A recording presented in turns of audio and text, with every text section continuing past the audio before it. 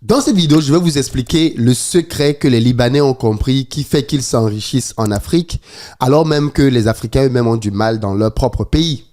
Mais je vais aussi vous montrer l'exemple d'un Africain, pour le cas d'espèce un Camerounais, qui a fait ce que les Libanais font et qui va gagner beaucoup d'argent. Regardez vous-même ce petit reportage, il est un peu long et à la suite, je vais vous expliquer de manière un peu plus structurée ce qu'il a fait et ce que vous pouvez faire avant d'aller investir dans un pays en Afrique. C'est hallucinant. Voici le tout nouveau fleuron de la filière volaille au Cameroun, implanté sur le sommet du quartier Bakan, dans l'arrondissement de Bamendjou. Une usine industrielle moderne avec plusieurs composantes qui intègre toutes les étapes de la chaîne de production d'œufs.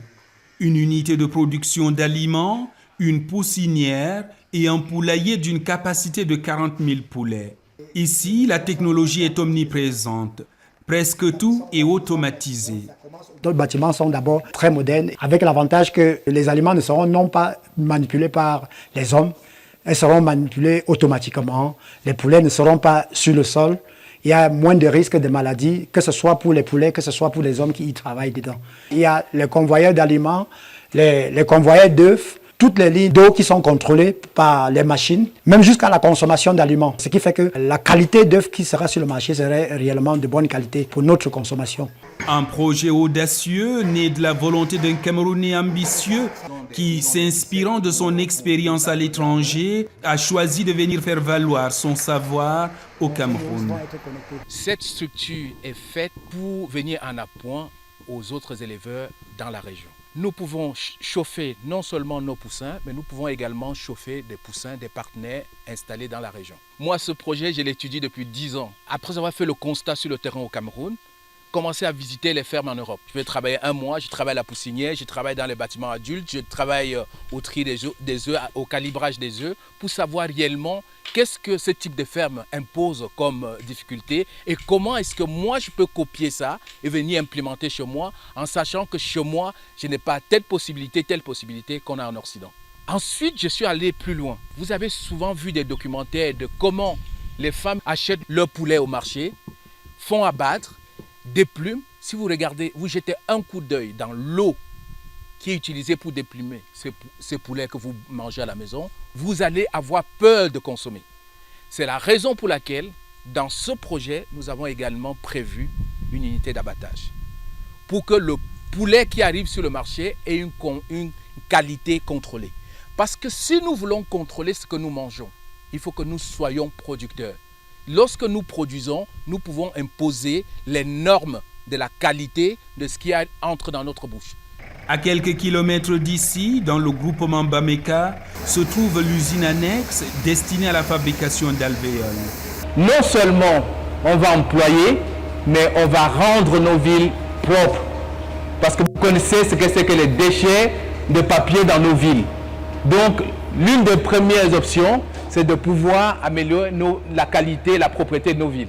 Et en même temps, ceux qui ramassent ces papiers, c'est aussi de l'emploi qu'ils ont trouvé, parce qu'ils ne vont pas ramasser ces papiers gratuitement. Donc ils vont ramasser ces papiers, ils vont les vendre, et ces papiers seront recyclés et réutilisés dans nos ménages. Nous avons suffisamment d'espace pour stocker au moins la quantité de fonctionnement d'une journée, parce que par heure de travail, l'appareil consomme 1 tonne de papier, produit 6 000 alvéoles. Un rêve devenu réalité grâce à l'appui multiforme de l'État du Cameroun. Si vous allez consulter le mercuriel de l'importation de l'acier au Cameroun, vous comprendrez combien coûte la construction d'un bâtiment comme celui-ci. Le ministère, comprenant l'importance de ce projet, a pris contact avec son homologue du ministère des Finances pour motiver par une demande écrite que le matériel importé, tant pour la construction que pour les équipements utiles dans le bâtiment, soit exonéré de droits et taxes de douane. Vous voyez par-ci des locaux des stations électriques, des transformateurs électriques ou bien des groupes électrogènes qui vont accompagner les différents bâtiments. Ces groupes également ont été exonérés par l'État du Cameroun. Je crois que cet accompagnement est juste inestimable. Sans cet accompagnement, nous ne serons pas au niveau où nous sommes. Il faut être honnête. Sur le long terme, le projet contribuera au développement du tissu économique. Et même si la technologie occupe une place importante, il en résultera de nombreuses opportunités d'emploi connexes. C'est un projet d'un grand envergure, donc je le félicite d'abord pour ça. Et ça va aussi créer des emplois pour les jeunes enfants de coin et même d'autres Camerounais qui cherchent des emplois.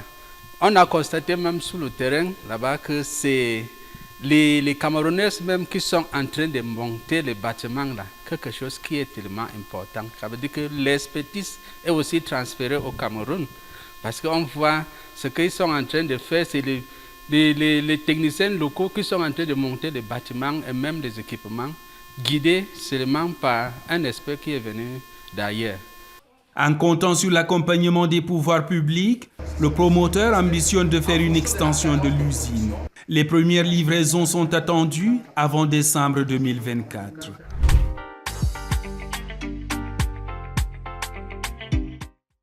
Salut à toi, bienvenue sur ma chaîne, moi c'est Philippe Simon et ici je te parle de business parce que c'est avec ça qu'on va développer notre continent. Donc si tu veux participer à tout ça, tu t'abonnes. Et si tu veux aller un peu plus loin, tu veux apprendre davantage de moi, tu veux que je te partage les coulisses de mes business, les chiffres, les challenges que je ne partage pas sur Internet, je t'invite à rejoindre ma communauté de membres tout de suite. Juste en dessous, à côté du bouton s'abonner, il y a un espace rejoindre. C'est pour devenir un membre. Et en tant que membre, je vais pouvoir te donner du contenu exclusif que je ne partage absolument pas du tout sur Internet. Donc, rejoins notre communauté de membres dès à présent, si ce n'est pas encore fait, pour pouvoir soutenir le travail que nous faisons, mais aussi te former. Parce qu'en fait, ce sont des mini-formations que tu vas avoir là-dedans. Pour ceux d'entre vous qui êtes en Côte d'Ivoire ou alors qui arrivez prochainement à Abidjan, si vous avez besoin d'un véhicule pour vous déplacer, vous nous contactez au numéro qui s'affiche et on mettra à votre disposition pick-up SUV berline en fonction de votre budget. Si tout comme moi, vous cherchez par contre plutôt à vous faire de l'argent tous les mois, des revenus qui vont vous être générés depuis le continent africain, sachez que vous pouvez parfaitement le faire avec la location courte durée.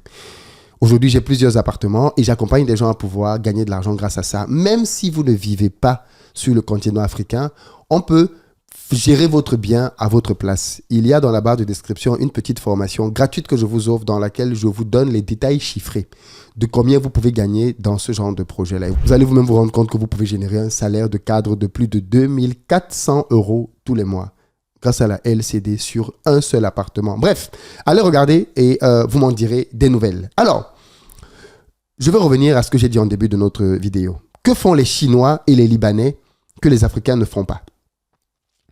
Ils bénéficient simplement des mesures d'incitation fiscale disponibles dans les pays. Si ce genre de vidéo que je vous ai montré en début n'existait pas, beaucoup de gens n'y croiraient pas. Notamment dans un pays comme le Cameroun, qui souffre d'une très mauvaise réputation, notamment dans sa propre diaspora. C'est un Back to Africa, pour ceux qui étaient là, si vous vous souvenez. On a eu le plaisir d'accueillir la Direction générale des impôts du Cameroun, qui nous a expliqué tout ce que le Cameroun met à la disposition de sa diaspora pour que celle-ci puisse investir sereinement au pays. Il y a 2 niveaux d'accompagnement. On vous accompagne avant le lancement de votre activité et on vous accompagne après le lancement de votre activité.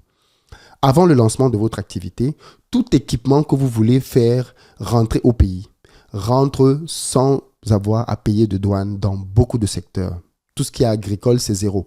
Vous voulez faire entrer 1 milliard d'investissements, ça entre sans aucun problème. Des machines agricoles, aux engrais, les semences, même pour l'élevage, comme des bâtiments comme celui-là, vous faites tout entrer sans avoir à payer 1 centime. Voilà quelqu'un qui vient de le faire, il en est la preuve concrète. Le deuxième niveau d'accompagnement, il vous est donné au moment où votre activité a commencé. Et là, ça va être les exonérations au niveau des impôts que vous devez payer.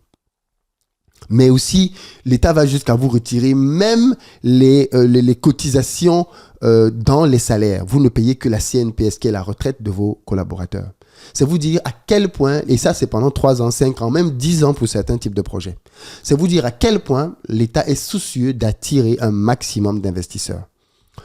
Quand les gens vont écouter cette vidéo, ils vont se dire, pour les esprits les plus tordus, oui, Philippe dit ça, bon, peut-être que certains vont penser qu'on m'a payé. Vous savez que les gens pourraient y penser à des endroits là où il y a des gens qui distribuent l'argent. Ceci, bien évidemment, est une vidéo qui n'est pas sponsorisée, qui n'est pas payée. C'est une initiative que j'ai trouvée géniale et j'ai voulu en faire la promotion pour que vous voyez vous-même ce qu'il est possible de faire et que ça vous encourage à faire la même chose. Je suis moi-même dans ce processus en ce moment et on ne m'a rien demandé. Mais certains pourraient dire c'est parce que c'est toi, c'est parce que c'est toi. Non, ce monsieur n'est pas moi. Ce monsieur n'a pas de visibilité. Ce monsieur n'est pas connu sur les réseaux sociaux. Et pourtant, il a obtenu lui-même ses exonérations. Et lui n'a pas parlé en théorie. Il vous a montré un bâtiment énormissime qui est mis sur pied. Le bâtiment est mis sur pied et il va être prêt à fonctionner dans les prochains jours. Parce que si on veut avoir une production pour le mois de décembre, on doit pouvoir mettre les poulets là-dedans bien avant. Donc, tout ceci a été réalisé grâce à la disponibilité des gouvernements. Le problème, comme je le disais, c'est que ce qui est fait là au Cameroun, des mesures à peu près similaires existent dans la plupart de nos pays. Côte d'Ivoire, Sénégal, ainsi de suite. Il y a des agences de promotion d'investissement partout en Afrique. Le problème, c'est que nous croyons tellement peu en nos États que beaucoup d'entre nous n'osent pas aller investir, alors même que ce sont des secteurs très rentables. Et ceux qui vont investir le font mal parce qu'ils ne vont pas à la source. Très peu de gens vont à la Direction générale des impôts, alors que c'est un endroit où vous devez aller rapidement quand vous voulez investir dans un pays. Très peu de gens y vont, de telle sorte qu'ils ont peur. Ils ont peur d'aller rencontrer les autorités parce qu'ils ont peur peut-être qu'on leur demande de monnaie. Du coup, ils vont rencontrer des intermédiaires qui vont leur raconter tellement de conneries. Ils vont dépenser de l'argent en chemin sans jamais avoir la bonne information. Et après, ce sont ces gens-là qui vont venir vous dire que oui, non, mais c'est n'importe quoi, j'ai voulu investir au pays, on m'a demandé beaucoup d'argent. Qui t'a demandé de l'argent? Des intermédiaires, bien souvent. Je ne dis pas qu'il n'y a pas de corruption. Je ne dis pas que tout le monde est blanc comme neige dans les ministères. Je ne dis pas ça. Je dis juste que allez à la source. Et bien souvent, vous serez surpris qu'en allant à la source, vous obtiendrez des informations fiables, éloignées de celles que le gars du quartier vous donnera. Les Libanais et les Chinois n'investissent pas dans nos pays sans avoir les exonérations. Quand ils viennent, et même les Français, quand ils viennent, ils demandent des terres qu'on leur affecte. Ils demandent des exonérations. Ils promettent de faire venir du matériel de leur pays. Et pire encore pour le cas des Chinois, parfois même ils viennent avec le personnel. C'est-à-dire que l'État se met en branle pour attirer l'investissement. Et les dernières personnes qui y croient, c'est nous, la diaspora. Donc il est temps, je pense, que nous réalisions que c'est nous qui allons développer nos pays. Ce n'est pas les Chinois, ce n'est pas les Indiens. Personne ne va développer nos pays. Le pays est toujours développé par ses enfants. C'est à nous de retrousser nos manches et d'aller travailler pour développer nos pays. N'en déplaise aux situations qui peuvent parfois être compliquées. Ça, je le concède. Mais, je le dis encore ici, le fait que les situations soient complexes, notamment sur le plan politique dans plusieurs de nos pays, ça n'empêche pas aux Chinois d'investir. Ça n'empêche pas aux Libanais d'investir.